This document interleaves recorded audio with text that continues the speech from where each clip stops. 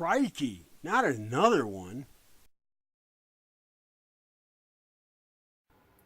Hey guys, welcome once more to an unboxing video. As I mentioned earlier in another video, I don't do many of these, but if I'm going to be unboxing something that I'll be doing a video series on later, then I'll go ahead and do an unboxing video of that, whatever it is that I've got. So what do I have here? This is going to be cool. This came all the way today via Japan Post. This came from Japan, straight from Japan.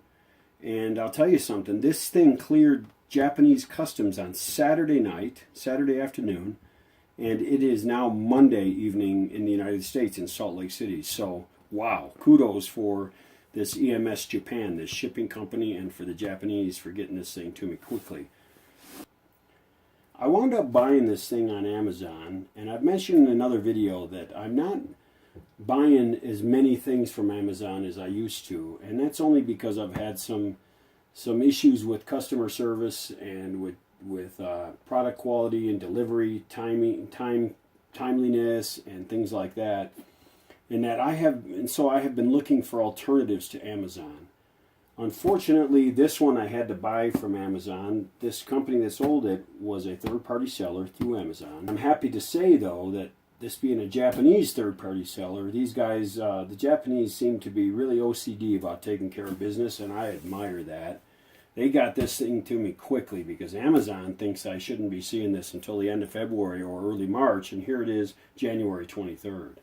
So, really cool. I'm very happy with it. I can say nothing but good things about it. So what is it? Well, you probably guessed from looking at the box. This is my other ELEKIT amplifier. This is the TU-8100 that I bought. This is the little two-tube unit that ELEKIT makes, and this is sort of like the little brother to the TU-8200 that I have that I'm going to put together as well. This is a kit. I'm going to assemble this kit first. I'll do this one before the 8200 because this kit, I watched 12-volt vids video on this, and this looks like a simpler kit to assemble.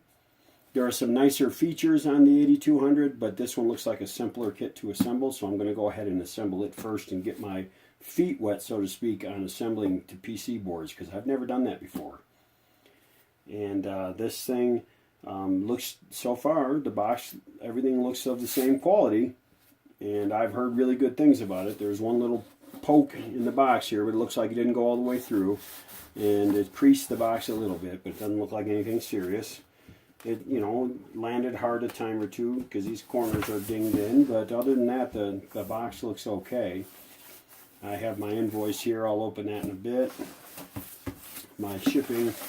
I also ordered, this I got from Tube Depot, a DAC kit for this one. This PS3249 DAC will work in the 8200 and in the 8100. So I bought one for each because I don't see the point in building these amps if I can't right away plug them into my computer and play my computer through them. I mean, you know, tube stuff and vintage stuff is really cool, but when you can blend vintage and modern and get modern music and modern devices to play through a vintage or at least a tube machine, then you've hit the best of both worlds, and that's what I'm going to do with this DAC.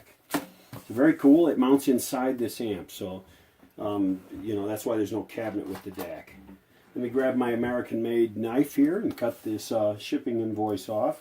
I kind of like to keep that in the box. You know, every now and then I'll stumble on somebody that has an old Heath kit or something like that. And they're pretty, you know, I think that's pretty cool because, you know, they will have maybe kept this information on the box. And so I'm going to try and do that myself, even if I wind up tearing up the outside of the cardboard box a little bit. In order to do this, I wanted to. A little silly, I suppose, but what the heck, why not? So I'll see if I can get the corner of this up here. And all right, looks like I'm making some progress.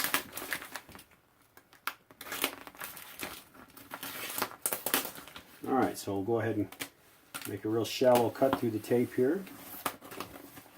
And be real careful. Don't want to damage anything underneath, but if it's typical ELEKIT, they've packed it so well that I don't really need to worry too much about it.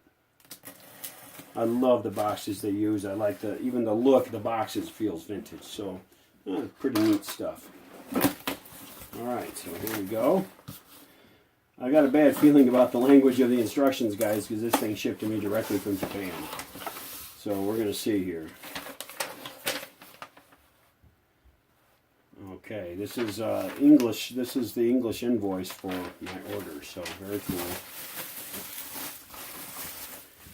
Now, if I am stuck with Japanese only instructions, that's okay. I watched 12-volt vids video on this, and this amp doesn't look too terrible. I think I can follow along with him and do the instructions here, so I'm grateful to him for having done it. Here are the plastic parts. It looks like that's, it looks like there's one knob here, so I'm not sure if it's a two-part deal or what.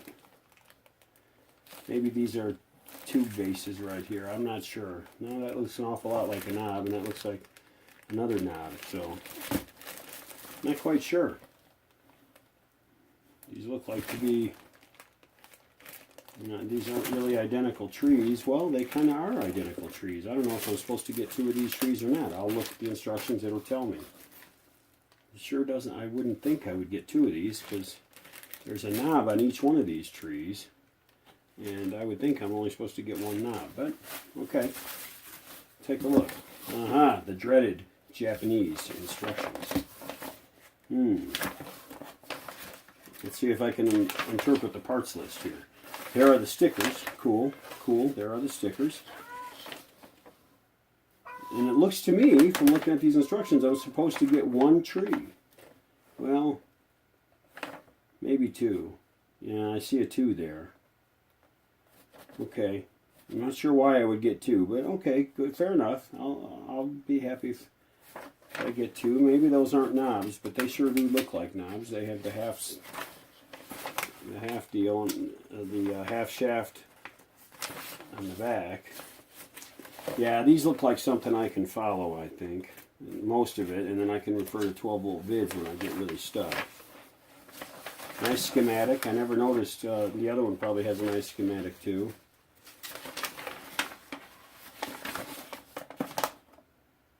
Huh. Maybe the knobs are different sizes. Maybe it's stereo. Turn the gain up on one and not so much on the other. Who knows? But I want to know now. It's going to bother me. It's going to drive me crazy. I only see the installation of one knob. Right there. That's it. Alright, let me see here. There should be 4 feet. Well, maybe not. Yep, 4. So it shows me getting 2 of these. I don't know why. Maybe they break or who knows. I noticed when I got my parts, my electronic parts in the 8200, that often I had more of the parts than I really needed. So maybe that's the case with this, because I only see one knob being installed. Not quite sure what goes on there, but that's okay. Alright, enough obsessing about the number of knobs. Here is, just like the other one, here is the PC board stuff. Oops, looks like that one comes off like so because I just snapped it off. Alright, cool. Great. I won't fuss. I won't mess with it too much. Ah, this looks like a nice little unit. This is a lot smaller than the 8200, which I would expect. Really cute. Really cute little amp that's going to be nice. Nicely finished. I won't do anything to affect that finish. I like that.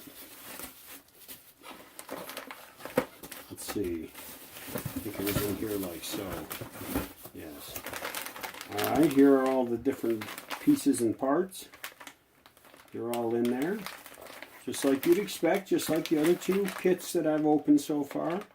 Little rubber feet versus the metal feet, or the big plastic feet that are on the other one. And I bet this is a transformer. Ah, power supply. Very cool. I forgot that this thing has this sort of power supply. Okay. The other one does not have a switching power supply. This one does. Great.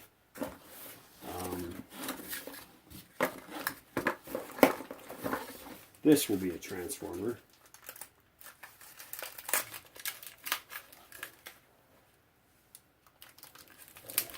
Okay. Yep. Nice looking little transformer. I won't bother it much. I don't see the point in messing with it. As long as I know it's there. It wrote there. Okay, this other box will probably be the tubes. Let's take a look here.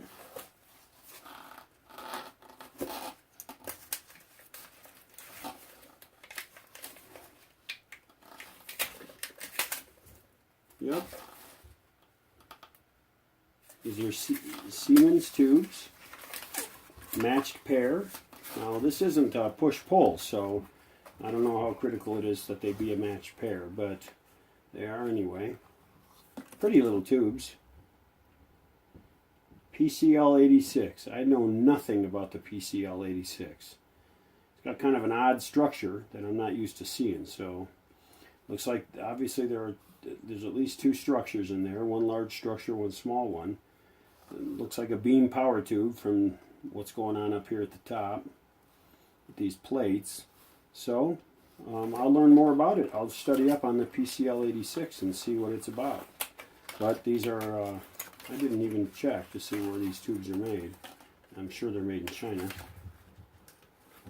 Okay, they're also known as the 14GW8 tube.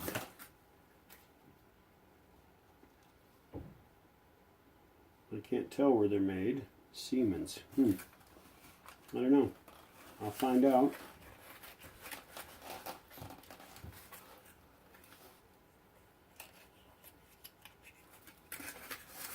Not the end of the world, because I got what I got and they'll work great. I have heard excellent things about this little amplifier, so I'm pretty stoked about this one too.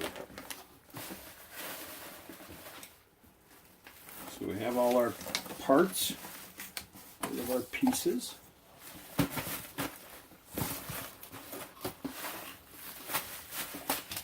I will go ahead and put the DAC kit right in here with it. And I'm sure that the instructions are in Japanese for the DAC. Let me just look. You know, why not? I'm going to be building this soon. I'll probably build this as part of the build series for this amplifier. I believe to go ahead and spend the money on this amp and not buy a DAC for it doesn't make any sense. But then again, I'm not an audiophile. I don't know as much as some guys do. So this is typical ELEKIT quality. Look at how tiny that is, man. Wow. That's a pretty densely populated board, which, you know, that's cool. That's going to be fun to build. All the hardware in this little guy, a couple of ICs. One IC is in up there upside down, and, you know, not in the sponge, but that's all right. I can live with that. Let's see. Do we have it all in Japanese? Sure looks like it.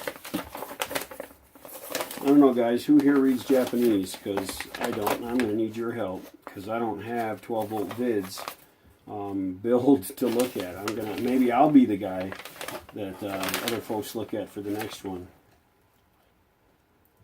Okay, so it looks like we got an oscillator there.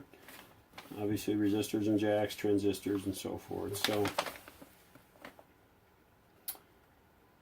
they're numbered, and I'm sure they're numbered on the board too. And maybe I can scan these somehow and get them translated on Google Translate. I'm not sure how that works, but these instructions aren't nearly as lengthy as the other ones, so I might be okay. But awesome, man. Okay, so that's the DAC. That should be a bit of a challenge, but a fun challenge. I have two of them to build. So, got a lot to do, guys. And, you know, I'm not going to be able to get started on it for a little bit, as you know. I'm not going to damage it, tear it up by shoving it back in this package when I don't need to. Go ahead and put that, bury that down in here.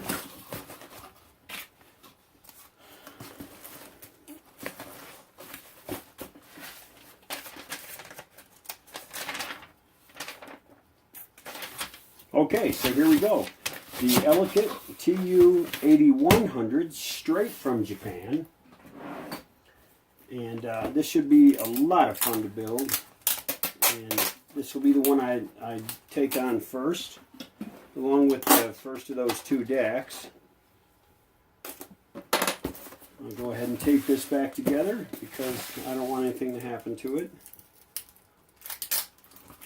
And it's going to be in my storage, one of my storage rooms for a little while, so best if it doesn't have an opportunity to spill out. Alright, so there's the TU-8100. Now, like I said, I'm going to be a while getting to that, and we all know why. Because I have to get back to that Scott 800B. And I'm making good progress on the Scott, but it is not nearly done yet. And I will keep you up to date on that. Alright guys, that's the end of this first look at an ELEKIT TU-8100. From Salt Lake City, January 23rd, this is Michael. That's all for now.